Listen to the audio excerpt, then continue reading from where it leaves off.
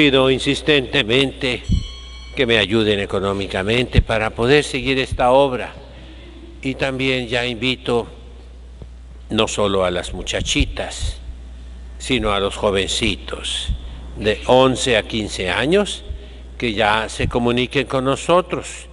Todavía no pueden ingresar, pero ya quisiera que si hay alguno, su familia se comunique con nosotros para irnos conociendo y poder entrar después al seminario, a la formación de esta rama masculina de las religiosas ecuménicas de Guadalupe. Las muchachitas de 12 a 17 años. Anímense. Voy a hablar hoy especialmente a las aspirantes, a las que postulan, a las novicias, a las junioras y a los seminaristas. Les he preparado un pensamiento a raíz de lo que está pasando en la Santa Madre Iglesia. No nos hagamos ilusiones. Es una guerra y las guerras son siempre guerra a muerte. Eso es una guerra. Te quiero matar, quiero acabar contigo. Eso es la guerra. Reflexionen un poquito, ¿eh? Ahorita tenemos una guerra entre Israel y Palestina y es guerra a muerte. ¿Qué están haciendo? Se están matando.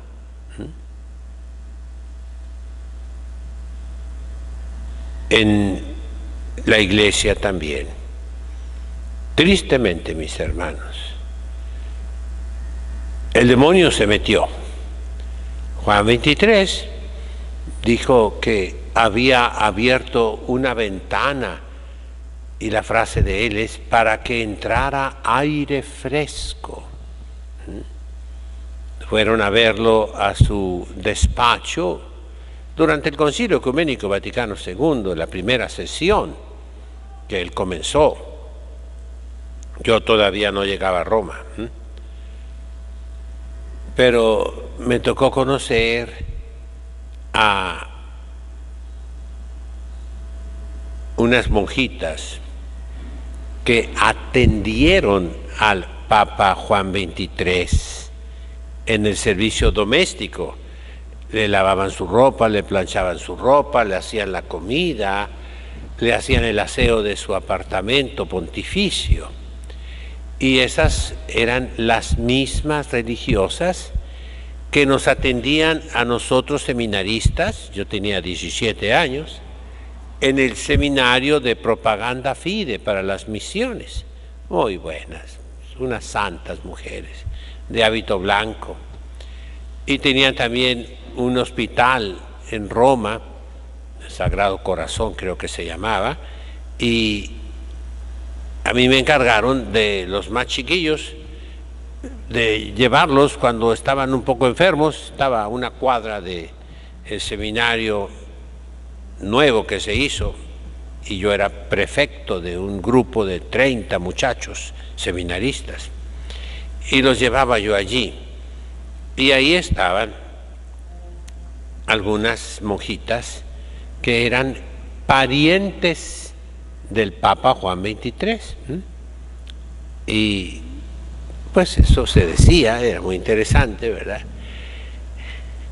Llegaron los observadores protestantes, creo yo, y ortodoxos a ver al Papa y le preguntaron: ¿cuál es el objetivo, la finalidad del Concilio Ecuménico Vaticano II?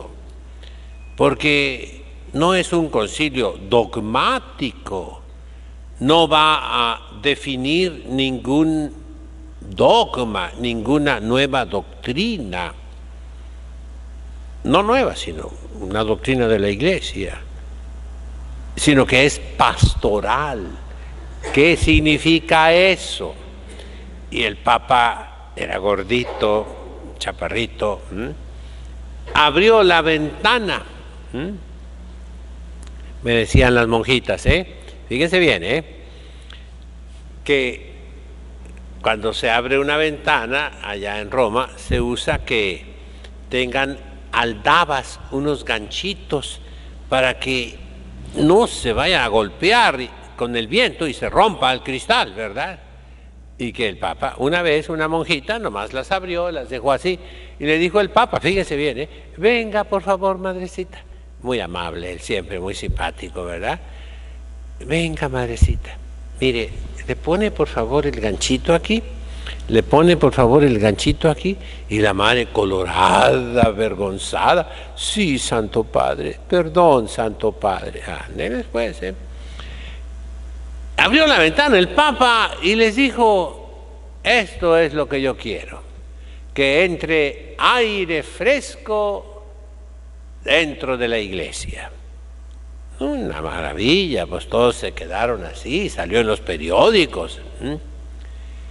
Pero unos años después, poquitos años, yo estuve presente cuando el Papa Pablo VI dijo: Papa Giovanni ha voluto aprire le finestre della Chiesa affinché entrara aria pura, ma invece è penetrato il fumo del diavolo. Papa Juan XXIII quiso abrir las ventanas para que entrara aire puro en la iglesia, pero en cambio entró el humo de Satanás dentro de la iglesia. A mí me tocó escuchar al Papa Pablo VI hablar de que la iglesia estaba siendo crucificada por sus propios hijos. A mí me tocó ver al Papa Pablo VI. Les digo, yo duré 12 años en Roma y era pues 17, 18, 19, 20, 21, hasta los 26 años duré ahí. Y como siempre andaba yo con negritos y con seminaristas de India, que pues yo era el jefecillo por ahí, ¿no? Y yo era medio blanco, soy indio, pero jefe, pero medio blanquillo, pues el Papa me distinguía. Y ya de la mirada nunca lo toqué, nunca me acerqué a él, en aquel tiempo no se permitía tan fácilmente, ni yo andaba de encimoso, Ahora cualquiera va y se retrata con el Papa, pero pues, entonces el Papa dijo cosas muy duras. La autodestrucción de la iglesia. No son los enemigos de afuera que la están destruyendo, sino los de dentro. Y es lo que yo he estado predicando en los últimos años, mis queridos hermanos, enfadándolos con lo mismo y lo mismo y lo mismo. Pero lo estamos viendo.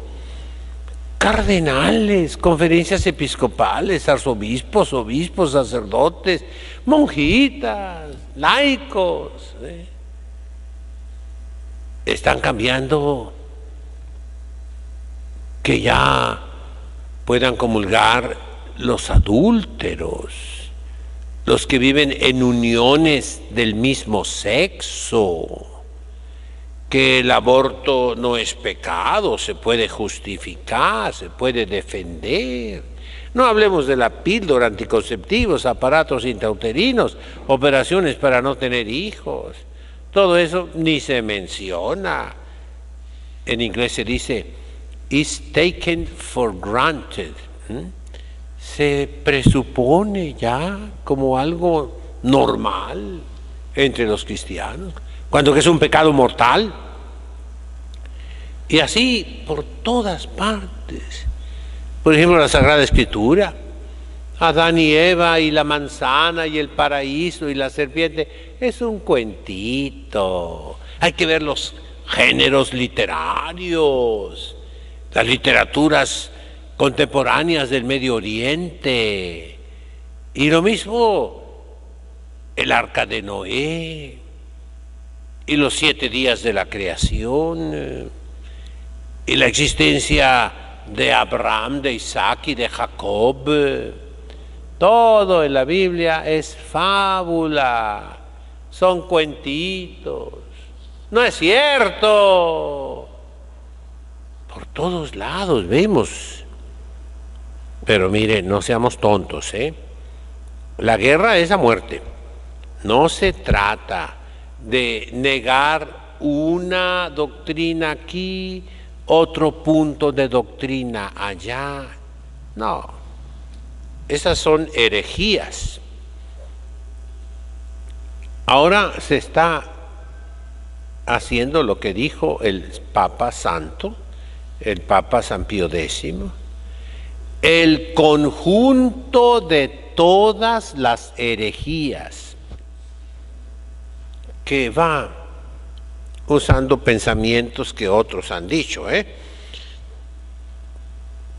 Es un árbol la iglesia. ¿Qué hacen los herejes? Le cortan una rama, le cortan la copa, le cortan otra rama, le raspan el tronco. Y así calvinistas, presbiterianos, luteranos. No, ahora van a la raíz, al piso donde el tronco sale. Se trata de derribar el árbol.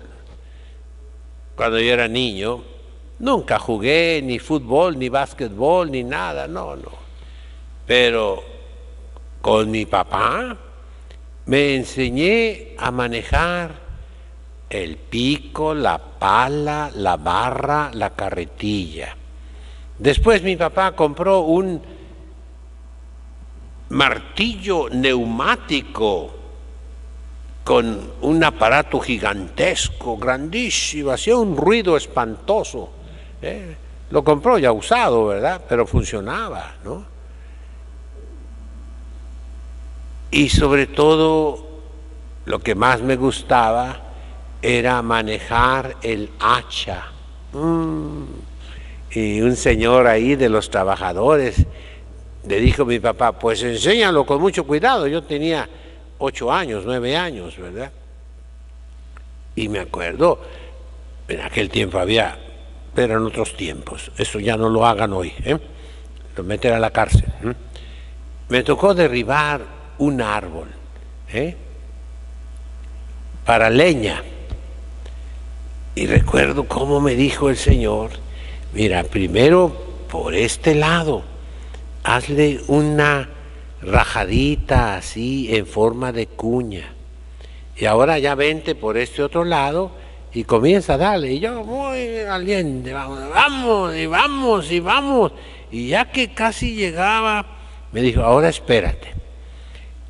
Le vas primero, quita el hacha, fíjate para dónde vas a correr, en sentido contrario de donde cae el árbol, y ahora empújalo. Y se siente tan bonito, pero él hablaba poquito inglés, me decía, tienes que gritar, ¡timber! Timber significa madera, muchas cosas, pero es el grito que hacen los leñadores, ¿no? Y entonces lo empujé poquito y crac, crac, córrele, me gritó, ¿no? Corrí por allá lejos, ¿no?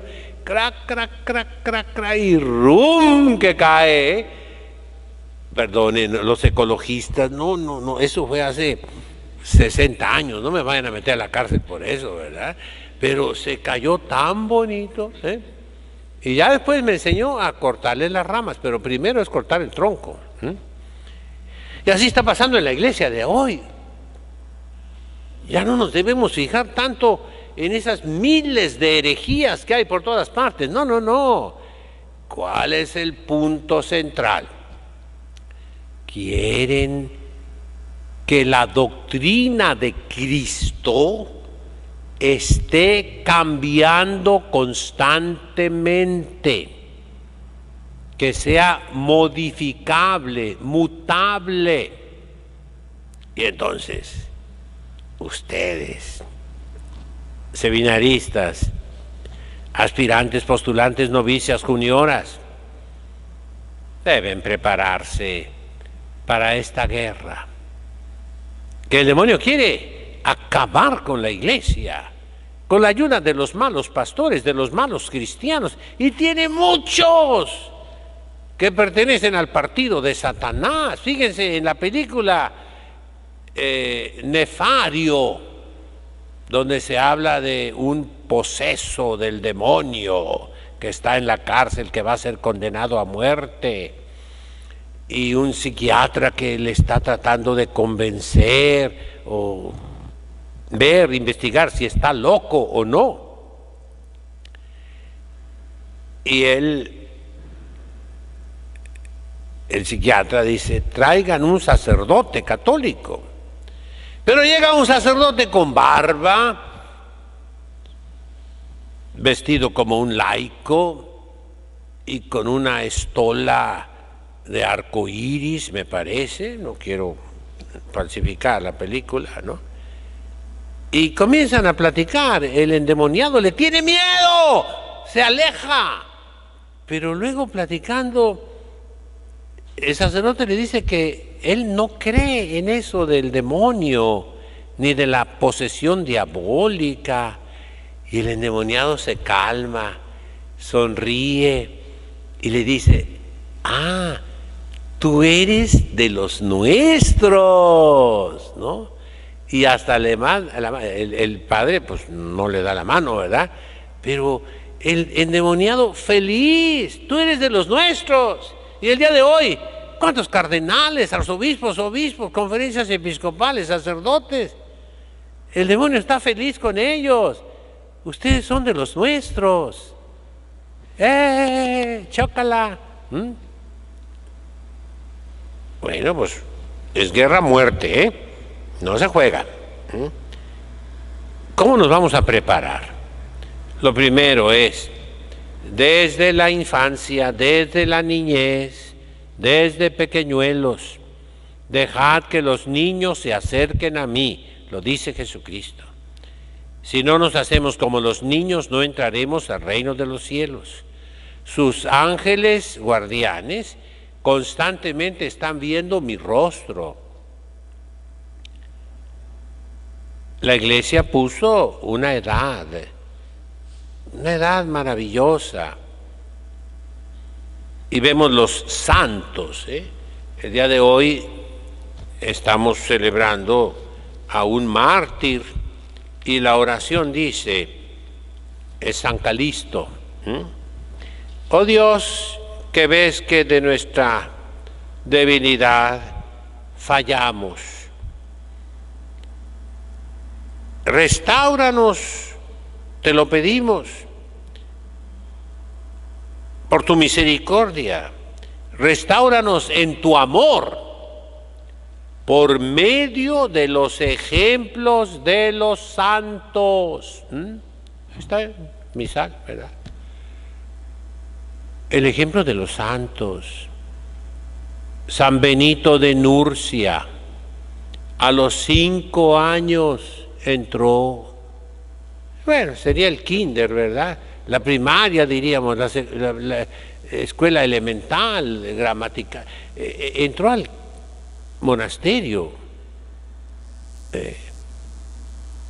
Perdón, me equivoqué, es Santo Tomás de Aquino. A los 5 años entró al monasterio benedictino para educarse. Santa Gertrudis y tantas santas entraron de niñas al convento. Tú puedes decir, pues entraron a la escuela. Sí, llámale así. Pero era ya una escuela consagrada a Dios. Le prometieron su vida a Dios nuestro Señor. Esos son los ejemplos de los santos. Y el Concilio Ecuménico de Trento dice, a los 12 años, ya decididos a ser sacerdotes, los seminaristas, por analogía las monjitas. Recuerdo yo cuando, ya después del Concilio Vaticano II, que comienza una revolución espantosa en la iglesia. ¡Quítense las sotanas, los seminaristas! Todavía en muchos seminarios, creo que aquí también, les prohíben traer sotana, porque, y decían en libros, muchos teólogos, libros que hay que quemar, mis hermanos. La iglesia siempre ha quemado libros, pero tienen mucho de bueno, pues sí, pero tienen, con un poquito de malo que tengan, con eso ya arruinaron. Lo bueno lo puedes ver en otros libros, pero lo bueno revuelto con lo malo es veneno para las almas, Había libros que decían, los seminaristas no deben ser sacerdotes en pequeño, y se enojaban, porque en Italia a los acólitos que sirven en la misa, aquí les decimos monaguillos, ¿saben cómo se les llamaba en Italia en aquel tiempo? El piccolo clero, el pequeño clero. Ahora imagínense con las niñas acólitas, ¿cuál clero? ¿No? Ahí sacan la novia y el novio, ¿no? Y peor tantito, tal vez esas muchachitas quisieran ser religiosas y esos muchachitos quisieran ser sacerdotes, pero júntalos y salen matrimonios, y se arruina la vocación. Pero es otro asunto. Volvamos acá. Lo primero es el amor a Dios, enamorarnos de Dios desde pequeños. Desde el vientre de nuestra madre viene la vocación. La vocación no viene a una cierta época. Ese es el descubrir que tú tienes vocación. Eso es cuando te das cuenta que Dios te llamó, pero Dios te escogió. Lo dice así la Sagrada Escritura, desde el seno de tu madre. Así lo vemos con Juan Bautista, así lo vemos con el profeta Jeremías, con el profeta Isaías. Desde el seno de tu madre yo te llamé. Y entonces se aprende el amor a Dios, el amor a la Santísima Virgen María, el amor a las almas. Yo recuerdo que nos decían en el seminario, yo tenía 12 años, cada letra que estás viendo, que estás estudiando, es un alma que te toca salvar, que Dios quiere que le ayudes a llegar al cielo. Son pensamientos con mucha imaginación, románticos si tú quieres, pero es una dimensión necesaria en la vida del hombre y de la mujer. Debemos estar enamorados de Dios. Y entonces es el trabajo de adquirir las virtudes, de quitarnos los vicios, lo que se llama ascética y mística, la vida espiritual, la vida sobrenatural, la formación religiosa. Ese es uno, pero hay otros dos. La revelación nos llega, se los he dicho miles de veces, esta es la doctrina de la Iglesia, por dos canales, la Sagrada Escritura y la tradición. Pero primero es la tradición, porque hubo un tiempo en que existió la Iglesia, pero todavía no existía el Nuevo Testamento. El primer documento que se escribió del Nuevo Testamento es la primera carta a los tesalonicenses de San Pablo, más o menos el año 55, después de Cristo. La iglesia ya estaba formada y difundida y no había Nuevo Testamento. De manera que primero es la tradición, la vida de la iglesia. Jesucristo no vino a escribir Biblias, vino a fundar la iglesia. Entiéndanlo esto. Ahorita vamos a ver por qué no entienden los malos pastores, los malos cristianos. ¿Por qué no entienden? Bueno, entonces esta revelación la encontramos pues en la tradición de la iglesia, que ya en concreto es el catecismo para los fieles, credo, mandamientos, oraciones y sacramentos. Pero para ustedes, futuras religiosas, futuros sacerdotes, futuros obispos, futuros cardenales, futuros papas, es el estudio de la teología. ¿Teología qué significa? La ciencia de Dios, la ciencia sagrada, que tiene dos ramas: la teología teorética especulativa y la teología práctica.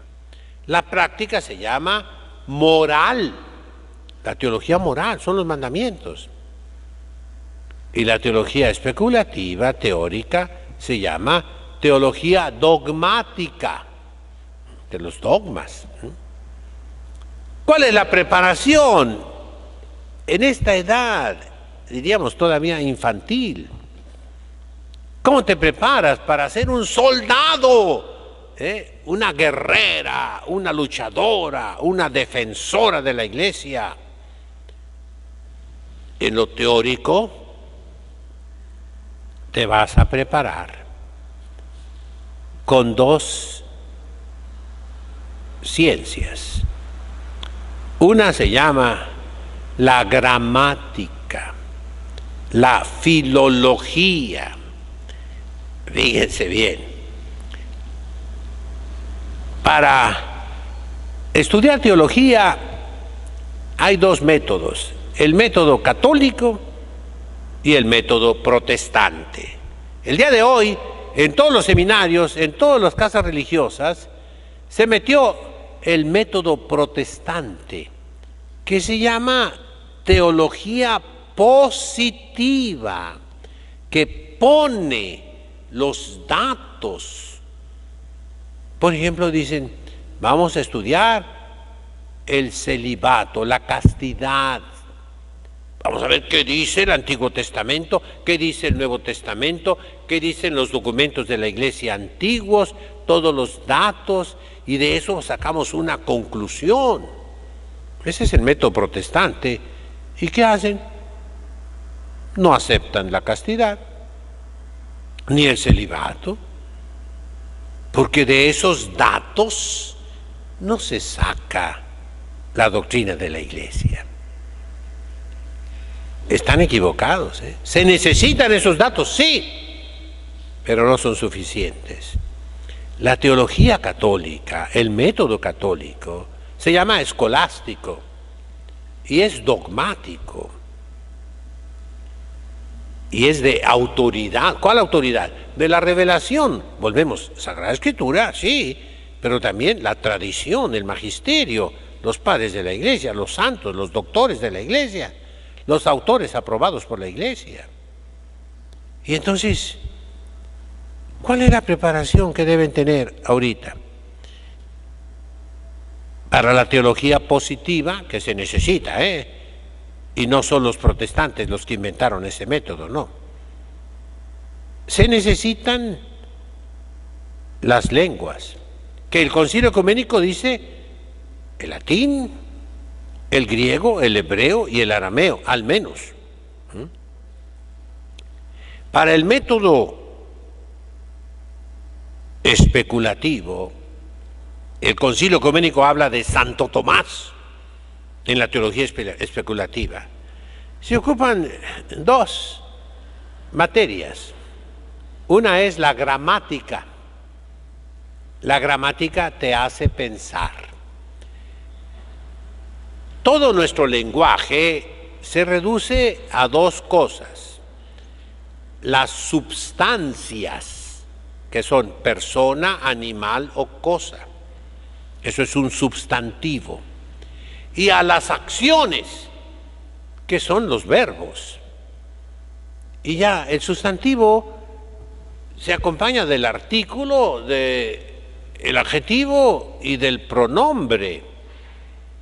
Y la acción, el verbo, se acompaña del adverbio, de la preposición, de la conjunción y la interjección. Estudiar gramática te hace pensar, reflexionar, penetrar. Y la otra, el otro instrumento es la matemática: sumar, restar, multiplicar, dividir, comenzando por allí, Y después el álgebra. Yo me volvía loco con el álgebra, entusiasmado. Y tenía yo 2 libros de álgebra. Yo tenía 15 años. Y me dedicaba con toda el alma, iba delante de todos mis compañeros. Hasta que llegó un padre, profesor de matemáticas, flojo, perezoso. No digo gordo porque van a saber quién es, ¿no? Pero ese padre dijo: ay, Isidro, te felicito, qué bueno que estudias mucho matemática. Tú da la clase a tus compañeros. Y pues me arruinó el tiempecito libre que yo tenía para seguir estudiando más adelante. Yo quería pasar ya al cálculo, trigonometría, etcétera, ¿no? Ahí me dediqué a enseñar a los burros que no querían estudiar, no querían.